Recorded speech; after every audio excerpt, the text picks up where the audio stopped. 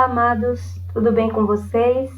Espero que sim, que vocês estejam prontos para mais uma aula com a professora Joana, aula de ciências. E nós estaremos iniciando um novo módulo, o módulo 2, onde estaremos falando sobre a água no nosso planeta, disponibilidade de vida. O que é que tem a ver, gente, a água com a vida? Não é? Podemos fazer essa pergunta: o que a água tem a ver com a vida? Sempre que fazemos essa pergunta, gente, o que é água? A maioria das respostas é: a água é vida. Mas iremos compreender melhor durante esses módulos, esse módulo que nós estaremos estudando sobre a importância da água para a vida, a relação com o surgimento da vida, o histórico sobre o surgimento de água no nosso planeta, a composição da água, entre outras questões, certo? E curiosidades sobre a água. Então, venha conosco aqui, venha comigo aprender um pouquinho mais sobre esse recurso tão valioso. Eu quero que vocês, desde já, peguem seus cadernos, seu lápis. Se não pegou, vamos assistir aí a aula com tranquilidade. Depois ela está aí disponível para você. Você pode voltar e pegar o caderninho depois e assistir novamente, tá certo? É bom que vai ficar bem fixo na sua mente aí. Então, vamos lá, amados. A água no nosso planeta. Acredito que vocês tenham visto, né, ou lembrem aí, relembrem logo no início de nossas aulas, que a Terra ela não era da forma que conhecemos hoje, tá certo? Então, qual a relação desse período que a Terra ela era totalmente inóspita, que ela não havia capacidade para a vida? Vamos ler um pouquinho esse texto aí para compreendermos melhor, tá certo? A Terra é o único planeta do Sistema Solar que apresenta água em estado líquido, mas nem sempre foi assim. No início de sua formação, há aproximadamente 4,5 bilhões de anos, a superfície da Terra era muito diferente da que conhecemos atualmente. Foi somente com o passar do tempo que a Terra se resfriou, permitindo a formação de rochas, mares e oceanos. Bem, amados, como acabei de dizer para vocês, a Terra era inóspita, né? Não tinha capacidade de sustentação, de manter a vida, ou sequer da existência de forma de vida, há cerca de 4,5 bilhões de anos atrás. Mas com o passar do tempo, essa Terra ela foi resfriando e assim foi possibilitando que aqueles gases e até mesmo a água que existia em forma de vapor, acredita-se que ela estava em forma de vapor, ela também foi, né, ao passar do tempo, ela foi resfriando e formando então os oceanos e mares que conhecemos hoje. Olha só, essas três imagens que resolvi trazer para vocês. Na primeira mostra realmente como é essa teoria, né? De como seria a Terra a princípio, a Terra primitiva. Ou seja, ela vivia sofrendo impactos com meteoros, que também trazia água em forma de gelo. A água não existia da forma líquida, ela estava em forma de vapor. Existia muita atividades vulcânicas, a temperatura era altíssima, então era de uma forma que não poderia existir vida, tá certo? Mas com o passar do tempo, ela foi tomando características como está representado nessa imagem, nesse esquema aqui da imagem 2 para vocês, tá certo? Os princípios de formação aí de oceanos, mares e também o surgimento de vida. Sim, gente, acredita-se que apenas quando a água ela começou a tomar esse formato de vida, começou a surgir esse formato líquido, começou a surgir as primeiras formas de vida, tá certo? Com seres primordiais, que vocês irão conhecer mais adiante comigo, tá certo? E aqui na terceira imagem, vocês podem ver o planeta, né? Por isso é chamado planeta Terra, planeta Água, né? Que ele tem a quantidade de água, né? O único planeta que apresenta esse formato aí, e com água, tá certo? Até que seja provado ao contrário, é o único planeta do sistema solar que foi encontrado com água, tá certo?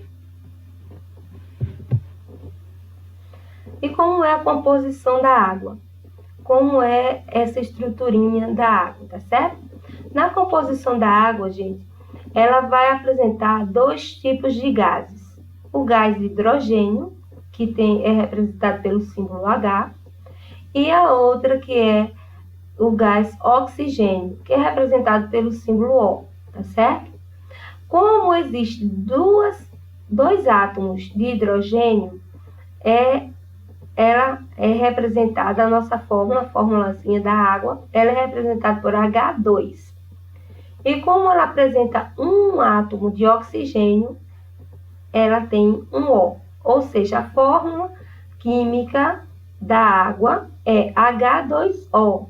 Como vocês podem ver aí nessa primeira imagem, tá? A representação, tanto na primeira quanto na terceira, a representação da molécula de água, tá certo? Formada aí, ó, dois átomos de hidrogênio e um de oxigênio. E aqui no meio está mostrando exatamente como é representado na fórmula química H2O, ok? Características e importância da água.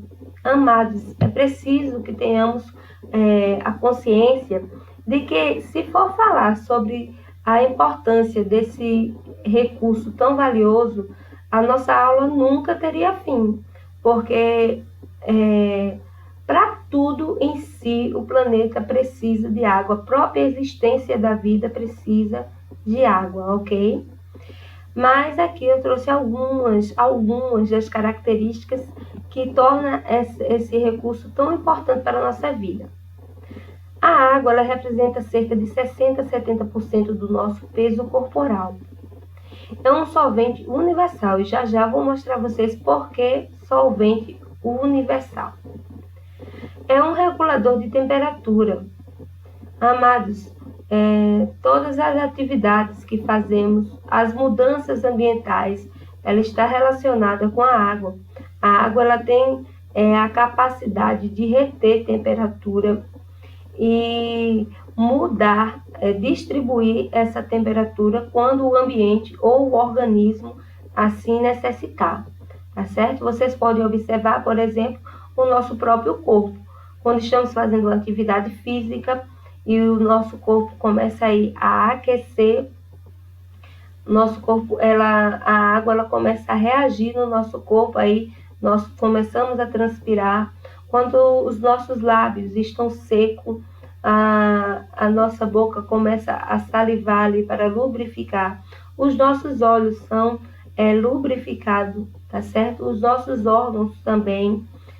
Então, gente, a água, ela faz parte, como está aqui no pontinho, aqui no penúltimo pontinho, ela faz parte, ela é ideal para todas as funções orgânicas, ok? Ela participa das reações químicas. Por ser um solvente universal, ela vai reagir com quase todas as substâncias que conhecemos, tá certo?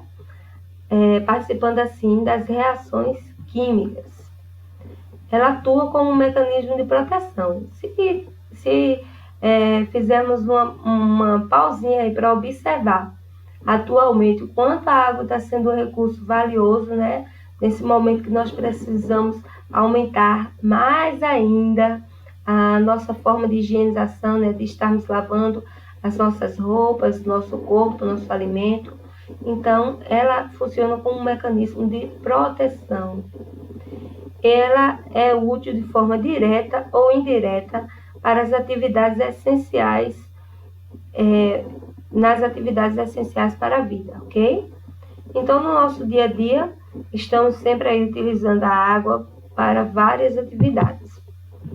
Aqui tem algumas dessas que podemos observar. Começando aqui, desde esse bebezinho, né? mostrando aí, representando que desde aquele período embrionário ali, né, desde quando somos apenas um bebezinho ali, dentro do ventre materno, já temos esse vínculo grande com a água. A mãe precisa estar sempre hidratando ali, se mantendo, porque o bebezinho, ele já tem esse vínculo ali, estamos ali no meio líquido, né? É lógico que tem outras composições no líquido amniótico, que é o líquido que mantém ali o bebezinho, mas um percentual enorme de água, tá certo? Precisamos tomar, gente, cerca de 3 a 4 litros de água por dia. Por que isso? Porque o nosso corpo está, como acabei de falar para vocês, transpirando, o sangue ele vai levando esse líquido para lubrificar todos os órgãos, principalmente os órgãos vitais, tá certo? Estamos passando por todas as nossas atividades fisiológicas, e a água ela faz parte de tudo, todo o nosso mecanismo, tá certo? Então, ficamos desidratados. E se não tomarmos água, podemos passar mal. Já foi comprovado que uma pessoa ela pode passar vários dias sem se alimentar, mas ela não pode passar sem tomar água, porque com certeza ela irá morrer, ok? Aqui nessa outra imagem vocês estão vendo aí, né, algumas das atividades que fazemos no nosso dia a dia, desde as simples, né, de escovar os dentes, lavar as mãos, até o nosso banho, nossa higienização por completo, tá certo? E também a água para higienização aí dos nossos alimentos, né? Você que está aí ajudando a mamãe, né? Está mais próximo da mamãe aí, está ajudando a mamãe, ou deve aprender, né? A como lavar aí, chega aí perto da mamãe, mãe, como é que eu lavo aqui para ajudar a senhora o nosso alimento? E a mamãe com certeza vai se sentir muito feliz aí em ensinar você, tá certo?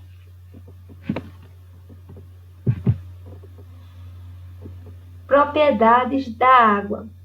A água, quando ela é pura, ela apresenta várias propriedades, tá certo? Que permite separar, né? Separar ela das outras substâncias, né? Dos outros líquidos. A água, quando ela está pura, amados, ela é incolor, ela é insípida e inodora. O que significa isso? Incolor, ela não apresenta cor, ela não deve de forma alguma apresentar gosto ou cheiro, certo? Se ela apresentar qualquer uma dessas características, uma cor, gosto ou cheiro, ela já não é água pura, ela está poluída de alguma coisa. Aí, lembrando a vocês que quando falamos de poluição, não necessariamente seja contaminação. A poluição da água, que é assunto que iremos falar mais adiante, é quando entra qualquer outra substância, qualquer resíduo nela. Até mesmo quando um pinguinho de corante, mesmo que seja comestível, caiu ali dentro da água, mudou a sua cor, ela está poluída, porque ela não é mais a água pura, tá certo? Não é considerada mais uma água pura. Quando ela é pura, ela apresenta essas principais características aí. Não tem cheiro, não tem gosto e não tem cor. Ela funde, ou seja, ela passa do seu estado sólido para o estado líquido quando ela está a 0 graus Celsius. E ela vai começar a ferver, ela ferve quando ela está com a temperatura de 100 graus Celsius.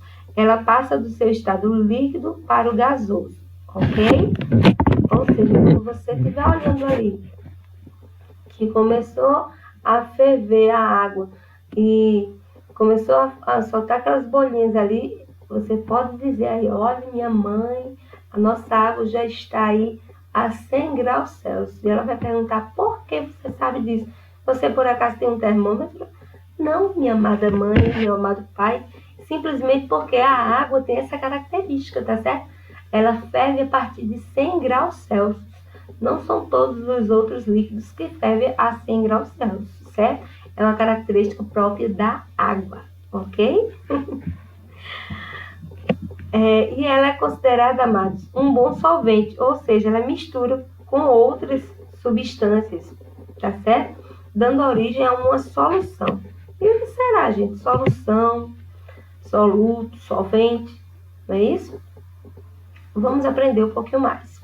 Ela é chamada de solvente universal, como eu acabei de dizer para vocês, porque ela é capaz de dissolver grande parte das substâncias que conhecidas, ok? Substâncias existem basicamente dois tipos, não é? Que é aquela hidrofílica, que são aquelas que se dissolvem com facilidade na água, são chamadas de polares, e aquelas substâncias apolares, ou seja, elas são hidrofóbicas, não se dissolvem em água, ok? Aí está representando para vocês o que é um soluto, o que é um solvente e o que é uma solução, certo? O solvente é aquela substância capaz de dissolver outras substâncias. Por exemplo, a água, tá? Ela é chamada de solvente ou dissolvente porque ela tem essa capacidade de dissolver, diluir qualquer outra substância, tá? E aquela substância que é dissolvida, ela é chamada de soluto. Tá aí representando, né, numa colherzinha aí, um soluto que pode ser o açúcar, pode ser sal, tá certo? Ele é um soluto. E a junção, amados, do soluto com o solvente vai formar exatamente uma solução. Então, lembre aí, solvente é aquele que tem a capacidade de dissolver substâncias. Soluto é aquela substância que é dissolvida e solução é a junção do soluto com o solvente. Então, amados, lembra que eu pedi logo no início da nossa aula para você pegar um caderninho, sua canetinha? Chegou a hora, hein? Olha, eu quero que você faça essas anotações aí. De onde e como podemos encontrar água no nosso planeta? A água pode mudar de estado físico? Como a água está distribuída no mundo e no Brasil? Podemos considerar a água como um recurso inesgotável? Será, mas que ela nunca vai acabar? Essas e outras perguntas estarei compartilhando com vocês e respondendo a vocês na nossa próxima aula. Mas antes disso, eu espero que vocês façam a anotação dessas 4 questõezinhas aí no seu caderno e pesquisem aí e respondam, tá certo? Para facilitar a sua compreensão. No seu próprio livro você irá encontrar essas e outras respostas e, é claro, nessa aula que acabamos de ter. Fiquem com Deus, um beijo no coração, fiquem na paz e que Deus abençoe a todos vocês.